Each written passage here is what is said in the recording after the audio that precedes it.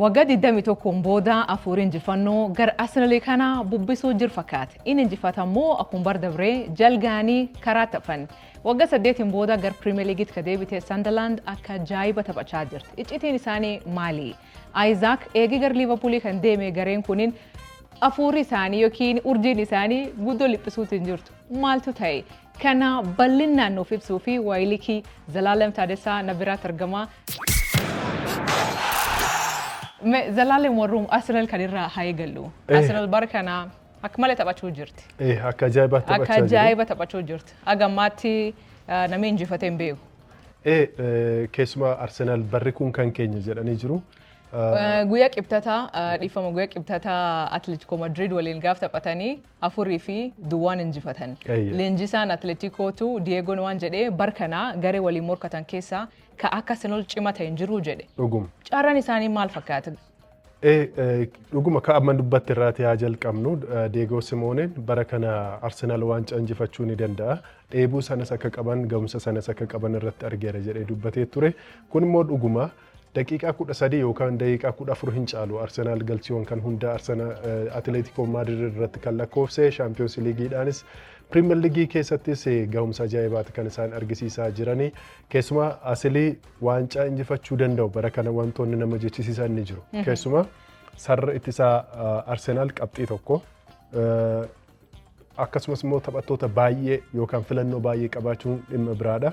Sadaffaan immoo dheebuu yookaan waancaa injifachuudhaaf haamilee isaan qaban qabxii sadan kunneen Arsenal akkasiin bara kana waancaa Premier League injifachuu dandeessu ishee gargaara jedhee yaada. Barana taphoota 12 taphatan keessaa tapha 9 irratti gooliin tokko iyyuu irratti hin lakkaa'amne. Kana jechuun ga'umsa ajaa'ibaa sarara ittisaa Arsenal qabu kan namatti argisiisudha. Karra eegaan isaanii ajaa'ibaa sarara fuula duraarra ture rakkoo kan qabani. Victor Gyökeres taphoota 9 galchiisuun lakkoofsiin ture. Atletico Madrid irratti galchii 2 lakkoofsee jira. Arteetaan akka nuti garee jabaa taanu kan nu godhe isadha galchiin lakkoofsiin iyyuu malee jedhee illee galateeffatee jira. Amma gaa torban kan ammoo kan Crystal Palace wajjiniitiin ilaallu ta'a. Crystal Palace kilaboota jalqaba osoo mo'amiin turan keessaatii tokko ture. Garuu erga takka mo'ameetiin asitti walitti aanseeti kan qabxii gataa jiru. Kaleessallee Eurooppaa Liigii keessatti mo'amee jira osoo hin eegamin dirree isaa irratti. Ammas torbee darbes mo'amee jira. Kanaafiyyuu Crystal Palace morkata jabaadha. Ammoo ga'umsi Arsenal kilaba kan akka inni injifatuuf isa gargaara jedheen kan yaadu. Arteetaan bara kana waancaan injifatu taanaan turtii amma kana Arsenal keessa taasise Arsenalin milkeessuu danda'a jedhee yaadu. Ooptaan ragaa tokko kennee ture. Bara kana Arsenal waancaa Premier League injifachuuf 48 carraa qabdi. Champions League injifachuuf immoo 28 akkasuma carraa qabdi jedhee tilmaamee jira. Tilmaam bara darbee keessattis Liverpooliif carraa guddaa kennee ture dhuguma milkaa'eera. Ammoo sodaan kee Arsenal bara darbe guyyaa hedduu Premier League dursaa ture. Dhuguma dallee kaa'u irraas gaafachuuf ture. Akkuma ati jettee dhuguma Champions League fi Premier League irratti cimina guddaa argisiisaa jiru. Garuu points guddoon Liverpool fi Manchester City leen caalle. Jarri kun dhaqqabuu danda'a. Carraan isaanii maal fakkaata? Sodaan jiru maal fa'a? Amma namni waa'ee City haasa'an jiru duubatti deebina. Qabxii guddaa miti kan isaan caalanii jiran. Qabxii sadiidha kan isaan caalanii jirani. Ammoo bara darbes yeroo haga kana sadarkaa tokkoffaatiin dursaa turan booda irra gaafa xumuran garuu Liverpool qabxii 10 caaleeti kan xumure. Arsenal qabxii 74 xumure. Bara kana isarra hin fooyyessan taanaan akkasumas immoo kilaba gidduu galeessa jiruutiin kan mo'aman yoo ta'e Arsenal waancaa injifachuu hin dandeessu. Sababni isaa Manchester Cityin jabaachaa jira. Kilaboonni kan akka Chelseas kanneen tuffataman miti garuu waancaaaf eegamuudhaa baatanii jechuudha. Morkiin jabaan bara kana yoo Liverpool fooyyee dhufe Liverpool Manchester City fi Arsenal gidduutti ta'a jedheen kan hin tilmaamu. Gareen biraa ka cimina ajaa'iba argisiisaa jiru Sunderland akkuma reefu jedhee bara 2016 fi 2017 taphatanii turanii Premier League keessatti ergasii ammoo mul'atanii hin beekan. Taphii isaanii guddoo laafa ture. Amma ammoo eegi deebi'anii cimina ajaa'ibaatiin taphatanii sadarkaa 7ffaa irratti argamanii zalee maaltu kakkaas jarkana? Asilii akkuma jettee Sunderland bara kana kan Championship irratti achi ol guddate. Ammoo leenjisaa ajaa'ibaa fi abbaa qabeenyaa ajaa'ibaa wajjiniitiin dhufee jira. Waggaa 8 booda gara Premier League'tti kan deebi'e kilabni kun inumaa carraa kana kan argate Championship keessatti torban dhumaa irratti ture. Sadarkaa tokkoffaan kan xumure Leeds United ture. Tapha mo'atanii darbuutiin carraa Premier League kan isaan argatanii ammoo waa lamatu fooyyessee jira. Tokkoffaa baajata guddaa ramadanii jiru. Akka kilaba xiqqaatti yoo xiqqaate paawundii miiliyoona 150 baasanii taphattoota 10 ol mallatteessanii jiru. As keessa taphataa murteessaa tokkotu jira. Arsenaal keessatti kanaan dura kan beeknu Granit Xhaka Bayer Leverkusen dhiisee kilaba keessatti waancaa injifataa ture gara kilaba championship irraa ol guddate Sunderland dhufee ga'umsa ajaa'ibaa argisiisaa jira. Kanaaf Sunderland taphoota gammaatti taasise keessa yoo baay'ate tapha lamadha kan inni mo'amee jiru. Kaan qixa ba'ee kaan immoo injifatee jira. Torban darbees Wolves wajjiniitiin taphni taasisee injifannootiin kan inni xumure. Kanaaf waan ajaa'ibaa as keessatti kaasuun ni jira. Waa'ee leenjisaa isaanii mee haa kaasu. Dhugum leenjisaan isaanii guddoon beekamu akka leenjistoota Premier League kaanii guddoon beekamu garuu nam cimaa barnootaallee akka malee qabu barnooti isaa akka sadarkaa PhD jira. Leenjisaan kun nama akkamii zalee warra lammii biyya kamiiti? Lammii biyya Faransaay leenjisaan kun ammoo umriin isaa waggaa 49 ammallee muuxannoo bal'aa qaba jedhamuuf nama rakkisaa kilaboota hedduu keessatti hin beekamu. Barnoota inni qabu saayinsii ispoortiidhaan baay'ee kadeedha.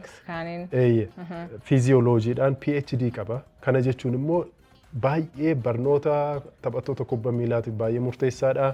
Qaama isaanii wajjiniitiin kan wal qabatu, xiinsammuu isaanii wajjiniitiin kan wal qabatu, saayinsii isaa wajjiniitiin nama baratee PhD qabu kaanillee barsiisuu danda'udha.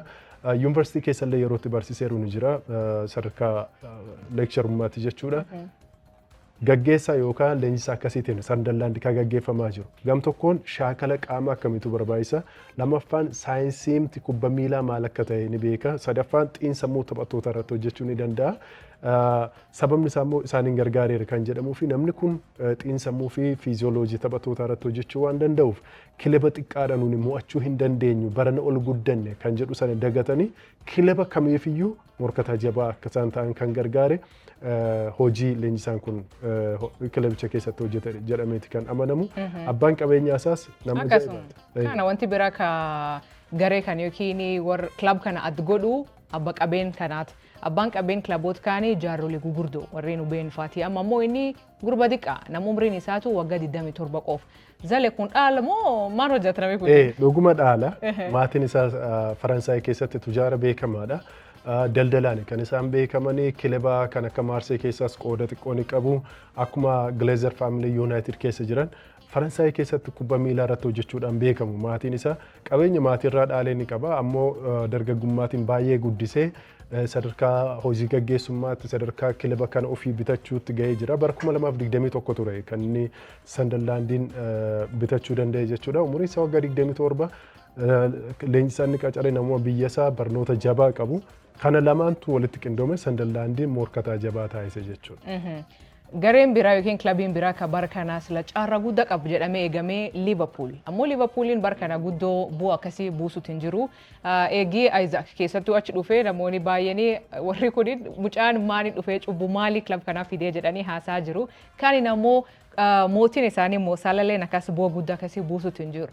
Zalaaleen warra Liverpoolii kana maaltu qabate? Liverpool osoon eegamin bara kana gara jalqabaa irratti dursaa turan. Hanga qabxiin isaanii 15 ga'utti kilaba osoo mo'amiin ture keessatti tokko turan. Isaanii fi Crystal Palace ture. Ammoo Crystal Palace isaanii mo'e sana booddee Chelsea mo'e itti aansee Anfield irratti osoon eegamin waggaa 10 booda United mo'e. Kun immoo kilaba walakkaa biiliyoona baasee taphattoota mallatteesseef kufaatii guddaadha jedhame. Inumaayyuu akkuma Manchester United mo'amaniin walgahii waamanii maaltu ta'e maaltu deemaa jira kan jedhu irratti leenjisaa fi gaggeessitoota kilabichaa wajjiniitiin marii taasisanii jiru. Sana booddeedha tapha Champions League kan isaanii 5-1tiin Bayer Leverkuseniin injifachuu danda'an jechuudha. Liverpool Premier League keessatti tapha 3 walitti aansee yeroo mo'amu kun bara 2014 rikardiin kun kan galmee isaati asitti akkas mo'amaniin beekanii. Arne Slot walitti aansee tapha 4 mo'ameen beeku Galatasaray Champions League keessatti mo'atee ture. Ammas kan immoo anne yoo ta'e rikardi biraa galmeessuu danda'u. As keessatti immoo sababoota gurguddoon ni jiru. Tokkoffaa taphattoonni gara kilabichaatti dhufan baay'een isaanii waan itti madaqanii fakkaatan kan akka Milos Kerkesh, kan akka Jeremy Frimpong, Alexander Isak, Hugo Ekitike taphattoota jedhan yoo kaasne keessumaa Florian Wirtz isaan kana yoo kaasne Florian Wirtz carraa galchii ta'uu danda'u hedduu taphataa uumedha. Ammoo kubbaa galchii taasise yookaan galchii ta'e kan kenne hin qabu. Kan lammaffaa Mohamed Salahadha. Mohamed Salah bara darbe walii gala galchii fi akkasumas immoo kubbaa galchii ta'uu danda'an 51 irratti nama gumaachedha. Bara kana garuu galchiis asistiis hin qabu baay'eesa. kufaatiin Muhammad Salah kufaatii Liverpool ta'ee jira. Alexander Isak yeroo gannaa shaakala kilaba kana wajjinitiin hin taasisne ammoo deeggartoota Newcastle boolchisee aarsee mufachiiseeti kan inni gara kilabichaatti dhufe. Inni kunis immoo tarii cubbuun isaa isa hordofee laata nama jechiise. Sababni isaa Alexander Isak nama walakkaa dirreellee fiigee baay'ee gumaachaa jiru miti. Galchiin lakkoofsis haga kana Liverpooliin kan fayyadeen jiru. Sochiin taasisee taphataa gatii riikardii Biriitaniin bitame waan isa jechisiisee hin qabu. Inumaayyuu Federico Chiesa faatu taphachiise wayyaa fi ture Arne Slot. Ga'umsi Alexander Isak bakka eegamin jiru. Florian Wirtz galchii lakkoofsaan jiru. Inuma Hugo Ekitike wayyaa. Ammoo dorgommiin fuuldura sana jiru. Ekitike, Mohamed Salah, Chiesa akkasumas Florian Wirtz wal morkachuun kunis immoo Gakpoollee dabalatee akka isaan qindoominaatiin taphanni isaan waan taasise natti fakkaata. Ammoo ittisa irrattis rakkoo guddaa qaba. Ibrahim Konaatee Real Madrid deema erga jedhamee qalbiinsaa gara sanatti kan godaane fakkaata. Baay'ee qaawwa guddaatu jira duubarra keessumaa Van Dijkis rakkoo waan adda addaa argisiisaa ture. Kun Liverpool akka inni qormaata keessa galu taasiseera. Tapha torban kana irratti Alexander Isak miidhamni isa mudatee ture dheengadda taphachuu dhiisuu danda'a. Jeremy Frimpong miidhamee jira tapha kanaaf hin dhaqqabu. Alexander Isak akkasuma tapha kanaaf hin dhaqqabu miidhamee jira.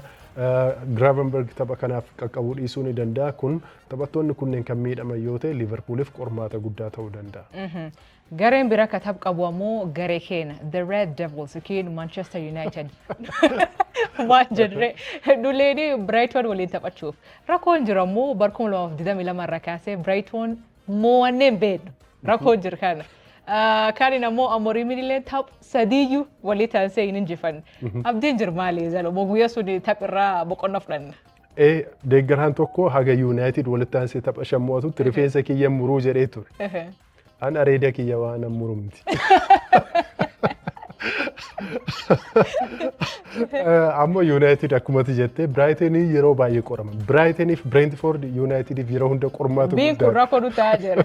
Brentford mo'atanii jiru, milkaa'anii jiru. Ammoo amansiisanii mo'an. Brighton Manchester Cityidhaan bara kana mo'atanii ture. Amma Old Trafford irratti isaanii mo'atee hin beeku. United bara 2022 waggaa sadiitii ol erga United kilaba kana mo'atee qixa bahee beeka. Sanaatiin ala tapha sadii walitti aansee kan mo'ate Brighton. Kanaaf taphattoonni achi keessa jiran kan akka Danny Welbeck United keessa kan ture. Mitoma kan akka Yakuba Minte taphattoota ajaa'ibaatu jira. Carlos Baleba kaasuu dandeenya gara United dhufee Casemiro fa'aa bakka bu'a jedhamaa kan jiru. Asirratti Fabian Hosler leenjisaan Brighton Carlos Baleba waca miidiyaa alarra jiruun Balebaan gara United deema jedhamee erga haasa'amee qalbiinsaa deemee jira. Ga'umsa illee gadi bu'ee jira akka durii miti waca alaa dhiisee ga'umsa isaa irratti tapha irratti xiyyeeffachuu qaba. Kun fuulduraaf isaafis gaariidha jedhee jira. Taphattoonni ga'umsa gaarii irratti jiran kan akka Danny Welbeck fa'aa akka hiriiraan miidhama addaa akka hin qabne ibsee jira. Unitediin injifachuuf qophii ta'uu ibsee jira. Brighton qofa miti leenjisaan kun United irratti riikardii qaba erga leenjisaa Brighton ta'e.